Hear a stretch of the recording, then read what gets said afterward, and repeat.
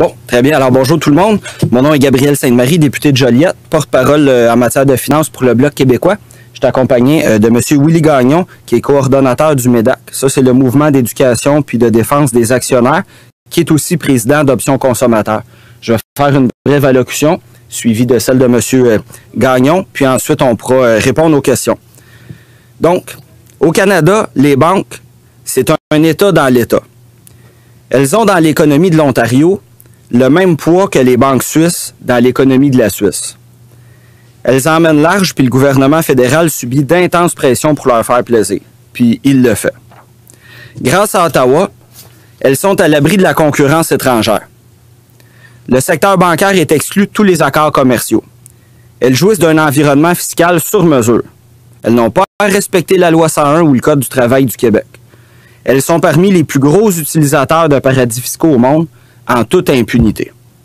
Grâce à de tels cadeaux, elles sont parmi les plus rentables au monde avec des rendements de plus de 16 %. Puis tout ça, c'est pas encore assez. Là, le ministre des Finances, qui est supposé défendre la population puis empêcher leur excès, fait plutôt le contraire. Puis là, avec le projet de loi C-29, il va vraiment trop loin. Le ministre des Finances se comporte davantage comme un lobbyiste que comme un ministre. La Cour suprême a jugé, il y a 2 ans, que les banques étaient soumises à la loi québécoise sur la protection du consommateur, comme tout le monde. Avec C-29, Ottawa cherche à contourner ce jugement. En créant une nouvelle section de la loi sur les banques, le gouvernement fait comme si la protection du consommateur était devenue tout à coup une activité bancaire qui ne concerne plus le consommateur. C'est absurde. C'est cousu de fil blanc, puis on peut s'attendre à des années de bataille judiciaire. On se souvient, grâce à des visionnaires comme Lise Payette, la loi sur la protection du consommateur du Québec, c'est l'une des plus avancées sur le continent. Dans le secteur financier comme les autres, elle interdit notamment les frais cachés ou la publicité mensongère. Elle offre des recours simples puis exécutoires pour que tout le monde, même les plus vulnérables, soit protégé. Avec C-29, Ottawa vient remplacer la loi québécoise par un mécanisme essentiellement volontaire où les banques vont décider des règles qui s'appliquent à elles-mêmes. Face à la multiplication des frais financiers, le gouvernement du Québec en est à réviser sa loi. Mais là, Ottawa cherche visiblement à l'empêcher d'aller de l'avant pour faire plaisir à vous savez qui. En tant qu'élu représentant la population, je ne peux pas accepter ça. C'est pourquoi j'ai présenté 2 amendements au projet de loi C-29 qui auront pour effet d'en retirer les dispositions les plus problématiques. Le comité parlementaire des finances en débattra cet après-midi. Les banques ne doivent pas être au-dessus des lois. Puis le ministre des Finances doit réaliser qu'il ne peut plus faire partie de la clique de Bay Street. Assez, c'est assez. Donc, je vous remercie. Je passe maintenant la parole à mon collègue Willy Gagnon. Bonjour. Je me présente encore une fois, Willy Gagnon. J'agis pour le compte du mouvement d'éducation et de défense des actionnaires qui a été fondé en 1995 par M. Yves Michaud, le Robin des banques. À l'époque, ça s'appelait l'Association de protection des épargnants et investisseurs du Québec. Je suis également président d'Options consommateurs. En 2012, on a fait une présentation au comité sénatorial permanent des banques et du commerce sur le projet de loi C-38 de Stéphane Harper, dont une des dispositions amenait l'introduction d'un préambule à la loi sur les banques, dont un passage se lisait comme suit: qu'il est souhaitable dans l'intérêt national d'établir des normes nationales claires, complètes et exclusives, applicables aux produits et services bancaires offerts par les banques. Aujourd'hui, avec le projet de loi C-29, on a l'impression de vivre le jour de la marmotte. Je vous lis un extrait de ce projet de loi qui s'applique lui aussi aux banques. Sauf dispositions contraires prévues sous son régime, la présente partie vise à avoir prépondérance sur les dispositions des lois et règlements provinciaux relatives à la protection des consommateurs et aux pratiques commerciales visant celle-ci. Trudeau poursuit ici l'œuvre inachevée de Stéphane Harper avec ses 38, comme il le fait également en continuant de tenter de mettre sur pied, d'un océan à l'autre, une autorité royale des valeurs mobilières, une autre des compétences exclusives des États fédérés, malgré un avis encore une fois défavorable de la Cour suprême. On est devant un tracteur à ponte du libéralisme financier, devant une déferlante du lobbyisme bancaire, un rouleau compresseur de Bay Street dont est issu le ministre Morneau.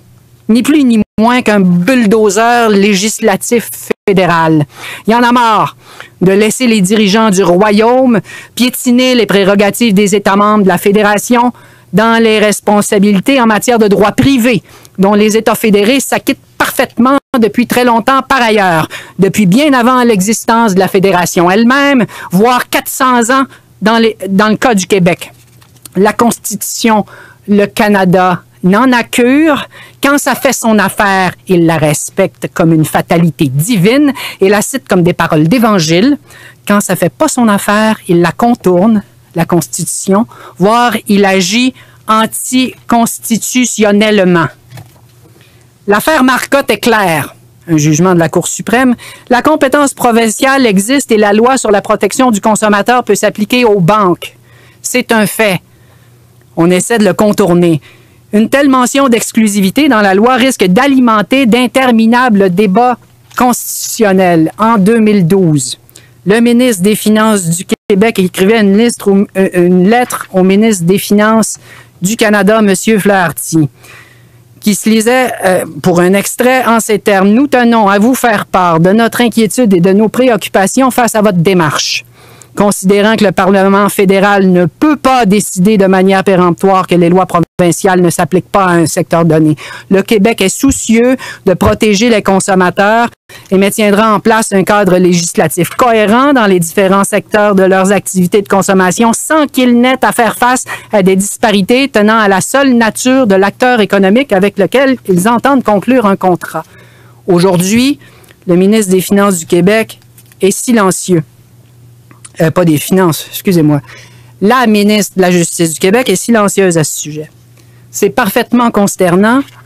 J'irais même jusqu'à dire ahurissant. Nous appuyons sans réserve les modifications proposées par le Bloc québécois à ce projet de loi inique. Donc, merci. Donc, maintenant, s'il y a des questions. Peut-être on va reculer un peu pour ceux qui n'ont pas lu le projet de loi, puis vous allez nous expliquer c'est quoi exactement le problème, parce que j'ai pas compris.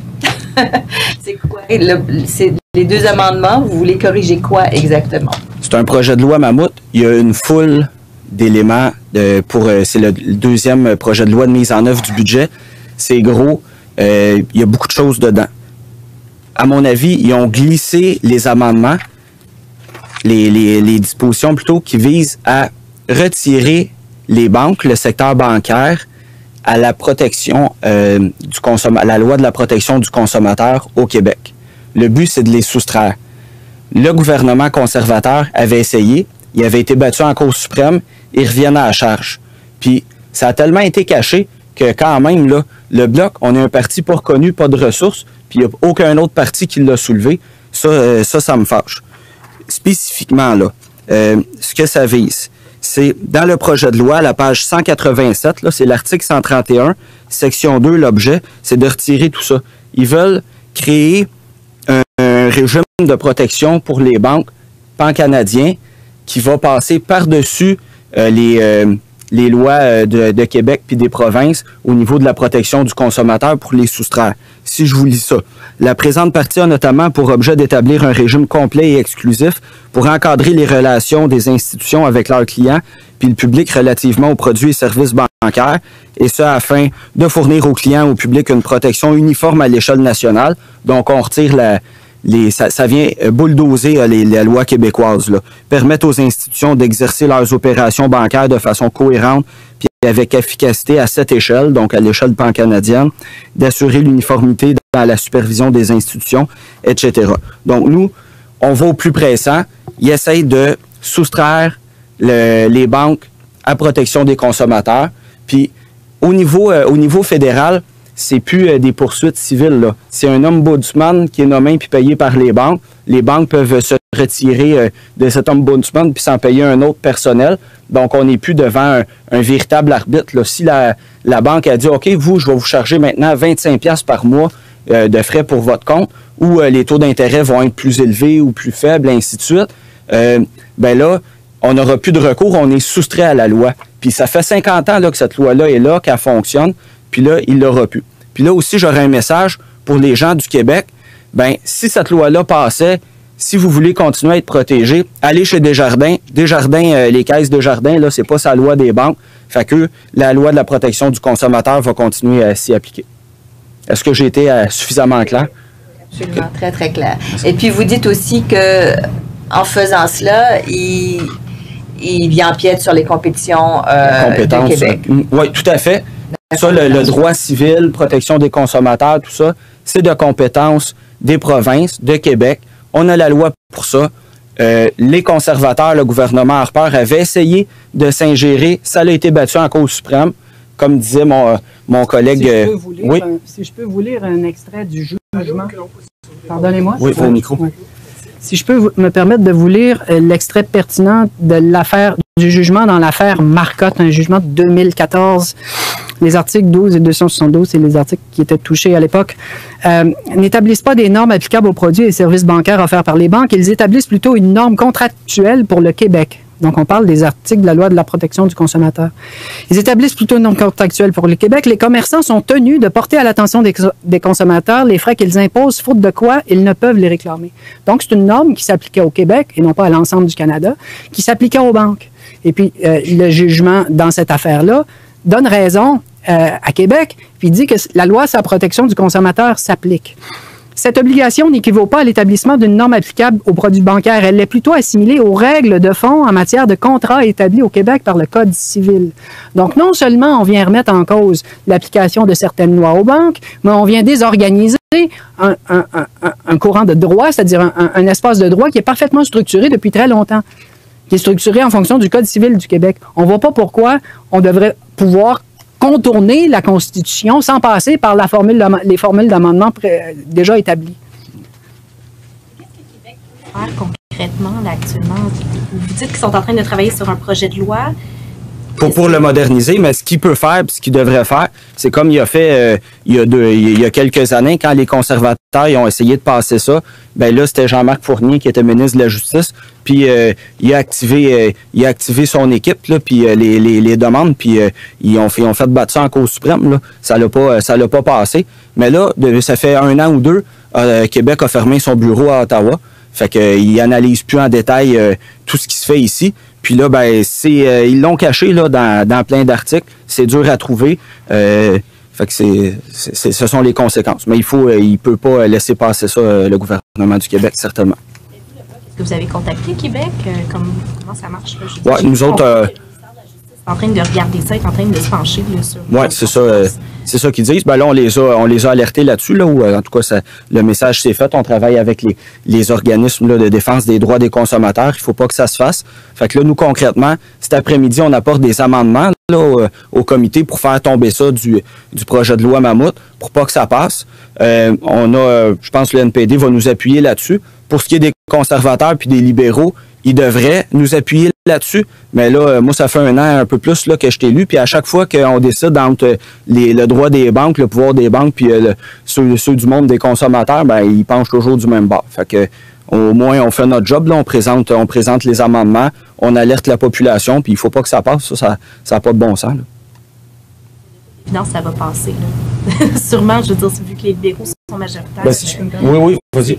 C'est quoi le pire? Ça va très fort probablement passer, puisque ça va amener, parce que c'est à sa face même un truc anticonstitutionnel.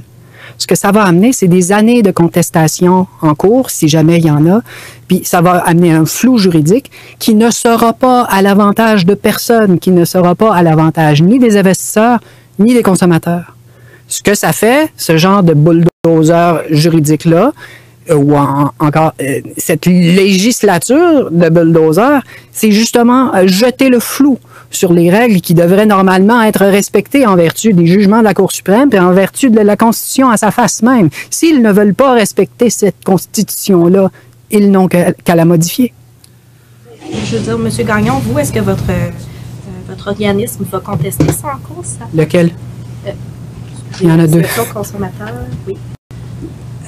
Il y en est pas encore question, mais ça n'est très certainement pas exclu. Hein? Je veux dire, si vraiment les droits... Parce que là, vous comprenez que c'est un projet de loi mammouth, encore une fois. Il y a tout un paquet de mesures qui sont prises, dont celle dont je vous parle ici, qui veut écraser le droit québécois, là. Mais il y a tout un paquet de mesures qu'il va falloir étudier à la pièce. J'ai une liste ici d'un paquet de mesures qui, à vue de nez, sont problématiques. Mais le processus législatif, je ne sais pas où il est rendu, là, mais je comprends qu'il est à peu près à la fin, là. Il n'y aura pas moyen pour un organisme comme le nôtre de passer à travers toutes ces affaires-là dans le détail puis de se faire entendre. C'est très compliqué de se faire entendre sur ces questions-là. Puis à sa face même, il y a plusieurs articles qui vont accorder une protection moins grande que celle de la loi sur la protection du consommateur. Je vois pas. Premièrement, c'est prétentieux de dire nous allons faire un meilleur droit.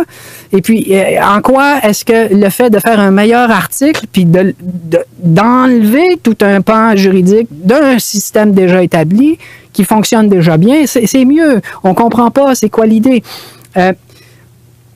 Le gouvernement fédéral, il fait comme si, en subordonnant la loi sur la loi des consommateurs aux intérêts des banques, il favorise les banques. Donc, c'est quoi l'objectif? C'est d'être plus cohérent ou de protéger le consommateur? On comprend pas ce qui se passe.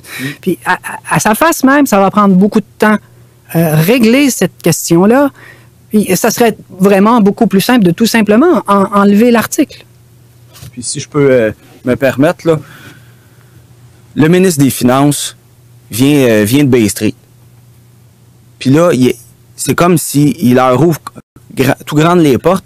Il leur dit, venez, il charrie là, avec, il va trop loin. Là. Ça avait été battu par ça avait été renversé par la Cour suprême. Il réessaye encore. C'est à se demander si c'est pas les banques elles-mêmes là, qui écrivent les projets de loi puis qui leur soumettent. Là. Ça peut pas. Il faut pas que ça passe, ça n'a pas de bon sens. Ça va beaucoup trop loin, comme on l'a dit précédemment. L'étude article par article? Ou... Ben là, c'est les amendements cet après-midi à 4h30. Il y a 5 articles qui sont soumis, dont 3 par le bloc. Puis les autres, c'est plutôt que des détails. Fait que les gros éléments là, de ces 29, je pense que ça va être nos amendements cet après-midi. Oui, c'est ça. Puis donc, vous en êtes à l'étude article par article. C'est ça. Puis à 6h à soir, pour moi, ça va être fini. Ouais. La prochaine étape, c'est le retour en chambre pour le... Oui, c'est ça. Il y a le Sénat, puis la Chambre. Mm-hmm. Ouais, fait que probablement d'ici Noël, ils pourraient l'adopter. C'est bon? Merci. Merci beaucoup, monsieur.